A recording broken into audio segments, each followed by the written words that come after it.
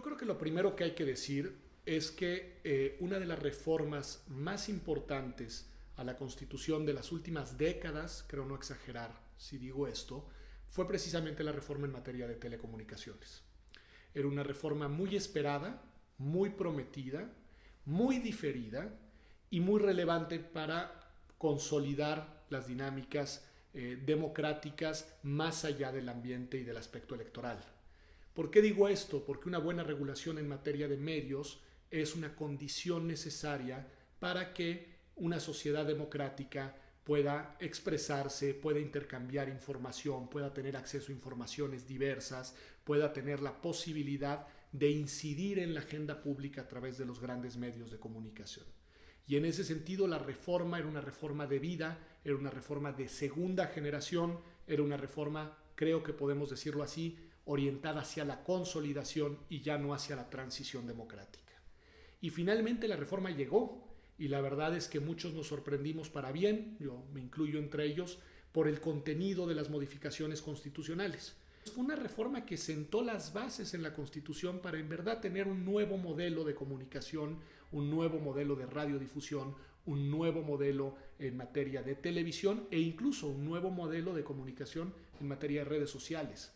Garantizó un conjunto amplio de derechos la reforma, creó autoridades reguladoras autónomas, les otorgó facultades muy precisas, despojó al Ejecutivo de muchos de los controles que antes tenía en materia de radio y televisión,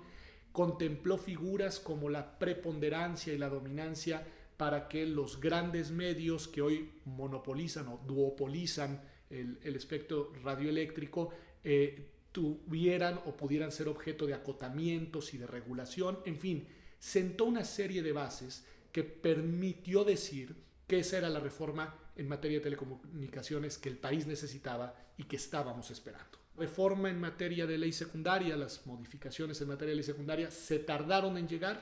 llegaron apenas ahora en el mes de marzo del 2014 y desafortunadamente llegaron con un contenido regresivo, con un contenido que contradice el sentido de la reforma en materia de telecomunicaciones a nivel constitucional. Por un lado, restringe, limita y conculca las facultades otorgadas al IFETEL, al órgano autónomo encargado de regular esta materia. Mientras la Constitución apuesta por un diseño en el que este órgano autónomo sea el verdadero regulador de todos los aspectos relevantes en la materia, la legislación secundaria traslada algunas de las facultades que en buena lógica le corresponden al IFETEL hacia la Secretaría de Gobernación, lo cual constituye evidentemente una regresión, y otras incluso las lleva a instancias dependientes del Ejecutivo como es la Profeco. Es decir,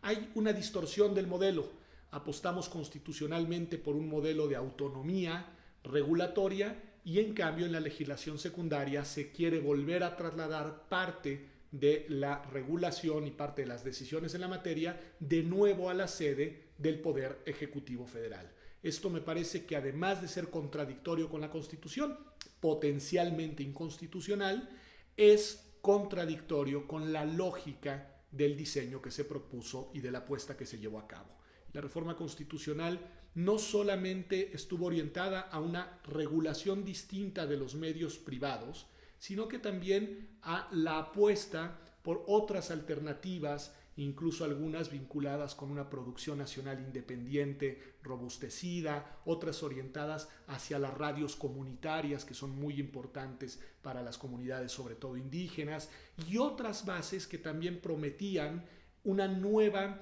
creación de cadenas públicas o al menos una gran cadena pública fortalecida y una producción nacional independiente, digamos, pues de calidad. Esas bases las encontramos en la Constitución y esas bases también se desvirtúan en la propuesta de legislación secundaria. Yo creo que el principal defecto de la iniciativa del Ejecutivo en estas materias de medios públicos, medios sociales y radios comunitarias es la omisión. Es decir, lo que debe regularse para convertirse en realidad no se regula y de esta manera se neutralizan los efectos de las normas constitucionales. La iniciativa del Ejecutivo deja muchos de los derechos y muchas de las promesas constitucionales sin una propuesta de reglamentación y en esta medida, pues de alguna forma esteriliza la reforma constitucional. Creo que eso es lamentable. Y el tercer ámbito en el que creo que se presentan los problemas quizá mayores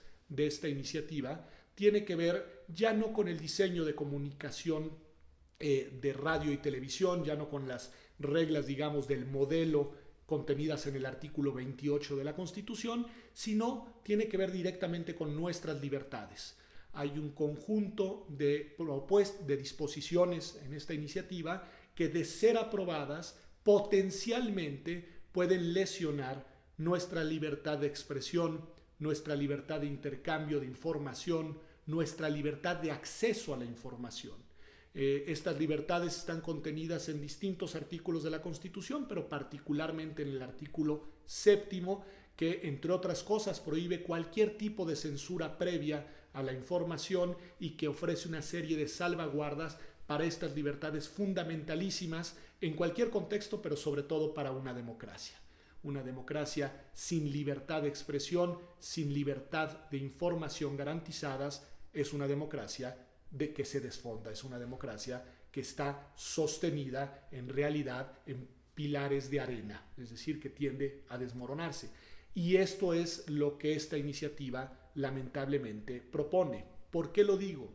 Porque en realidad lo que se contemplan en estas disposiciones de la iniciativa son una serie de potestades y facultades que se trasladan además a la sede de los poderes privados, a los concesionarios del espectro radioeléctrico, y que les permitirían, porque son facultativas, les permitirían incidir, restringir, intervenir distintos ámbitos de las redes sociales de comunicación y particularmente de las nuevas redes, de los nuevos medios de comunicación vinculados a las nuevas tecnologías. Es decir, se les da la posibilidad a través de unas acciones que parecen ser simplemente de carácter técnico, en realidad de restringir contenidos, de intervenir comunicaciones, de respaldar y reservar información nuestra e incluso de tomar decisiones técnicas que pueden modular la capacidad